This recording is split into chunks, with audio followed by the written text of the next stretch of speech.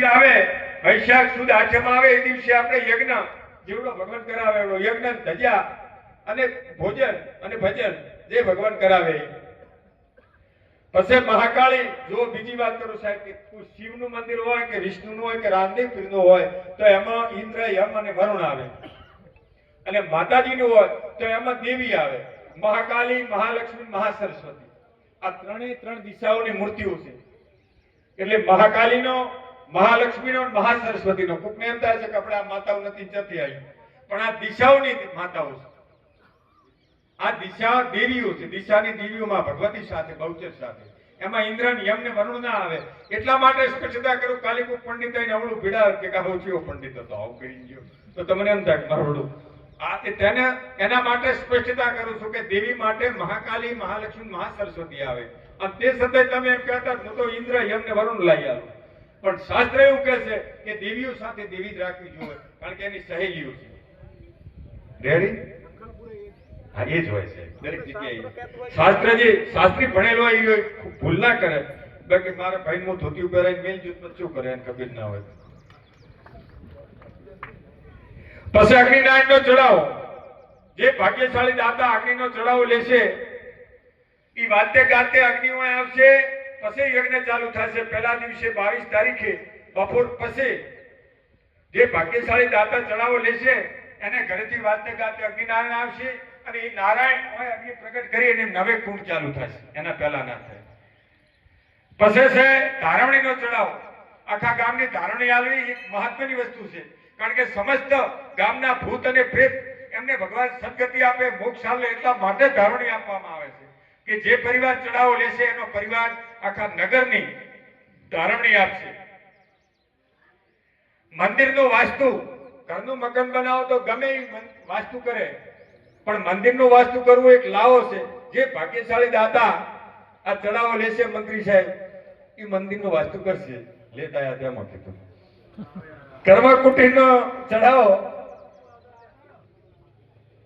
કર્મકુટીર જેને કહેવાય કે જ્યાં આપણે જયપુર મૂર્તિ વાળી ને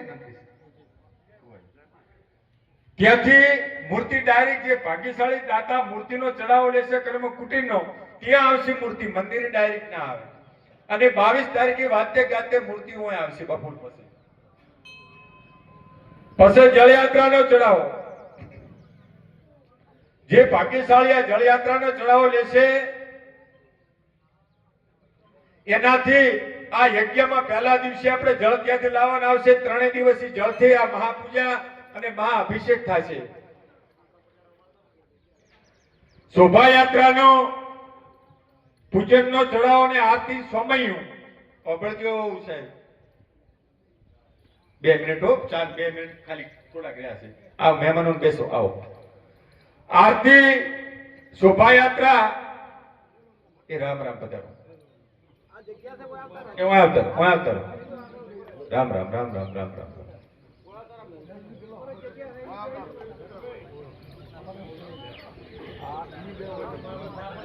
બેસી છૂટા રોમ રોમ કરો. બસ છૂટા રોમ રોમ કરો. જય માતાજી, ભગવાન સુખી રાખે.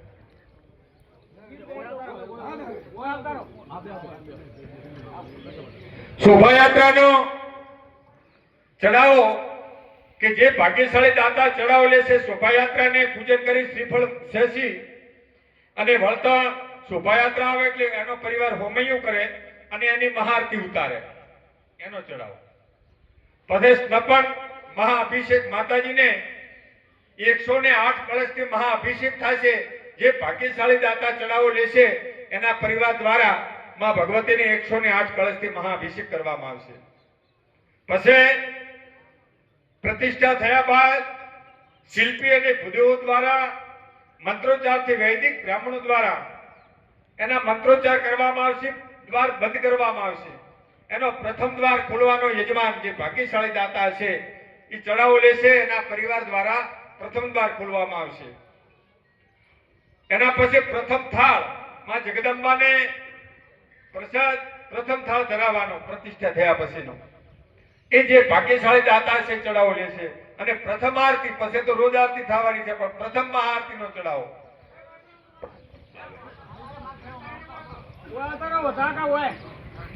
એ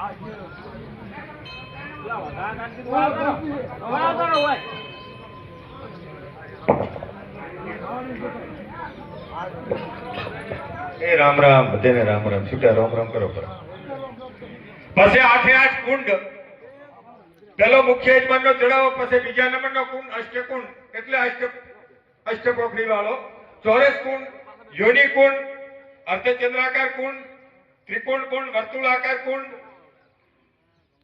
ષષ્ઠ કુંડ અને પદ્મ કુંડ એમાં કુલ 31 ચડાવા છે અને એના વગેરેના દાતાઓ જે કોઈને દાતા બનવું હોય ભોજન દાતા બનવું હોય તો બની શકે માની લો કે નિમિત્તે યથાશક્તિ 8 લાખ આલે 10 લાખ આલે લાખ આલે જે આલે પણ એ ભોજન દાતા તરીકે એનું ભાગ્યશાળી દાતાનું નામ પછી મંડપ દાતા એક શેરકેને મંડપ દાતા થવાનો એ ભાગ્યશાળી જે દાતા થશે એનો 1.5 લાખ 1.5 લાખનો ખર્ચો છે જે થશે એના પરિવાર દ્વારા મંડપ પ્રવેશ કરવામાં આવશે અને મંડપની મહાપૂજા કરવામાં આવશે એનો દાતા 1,51,000 રૂપિયા થાજુ દાતા જે થાય પછી આપણે જેટલામાં થશે એટલા પણ એટલું રકમ મૂકી છે પછી મિનરલ પાણીના દાતા ઘણી જગ્યાએ લોકો પરબો બંધાવે છે આવા પ્રસંગમાં કોઈ જળનો દાતા થવું તો થઈ શકે છે પછી છાસના દાતા પછી પત્રિકાના દાતા પછી ચા ખાંડ દૂધના દાતા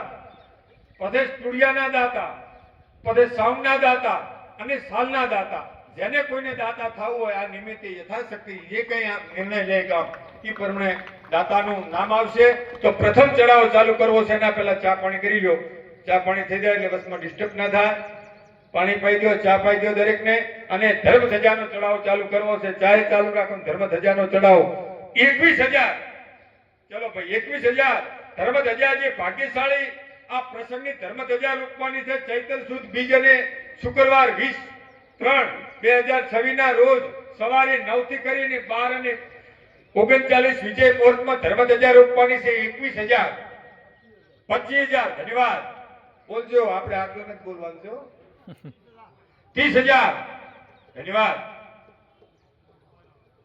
30,000 બોલો બોલો બોલો આપણે આટલા નથી બોલવાનું છે નિર્ણય આટલે 1 કલાકમાં તો બધા ચડાવ પૂરા કરવા પડે ઢોલ વગાડો પડે એકલા ચા પાણી ફરે 30,000 ધર્મ ધજાનો ધર્મ ધજા રૂપવાની ધર્મની ધજા ફરક છે 51,000 ધન્યવાદ જય હો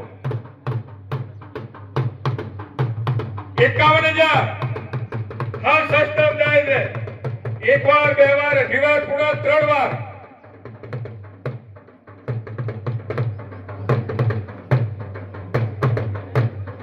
માં ભગવતીના આ પ્રસંગમાં જે ભાગ્યશાળી દાતા હશે એમાં ભગવતીનો ધર્મ ધજાનો પાયો રૂપ છે આ ધર્મ ધજા રૂપવાની છે 51,000 61,000 ધન્યવાદ 61,000 લખવા વાળો મંત્રી સાહેબ ત્યાં રાખજો એક નોટ અને પેન ને તમે ત્યાં લખતા રહેજો ધર્મ ધજા 61,000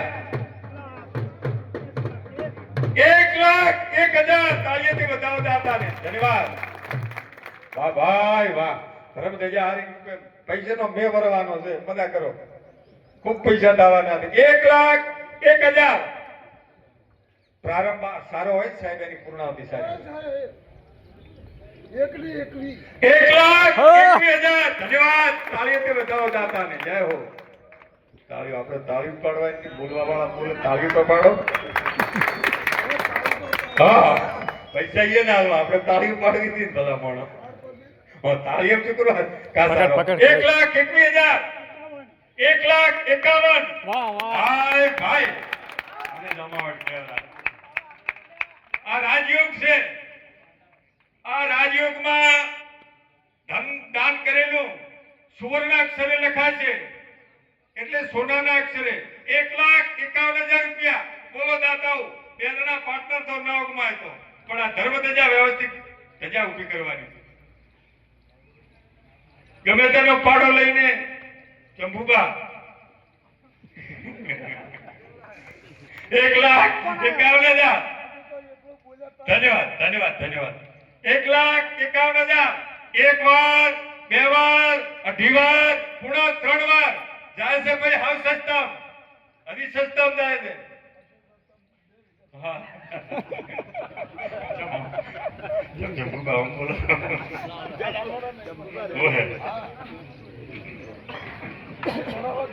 હાસો હાસો 1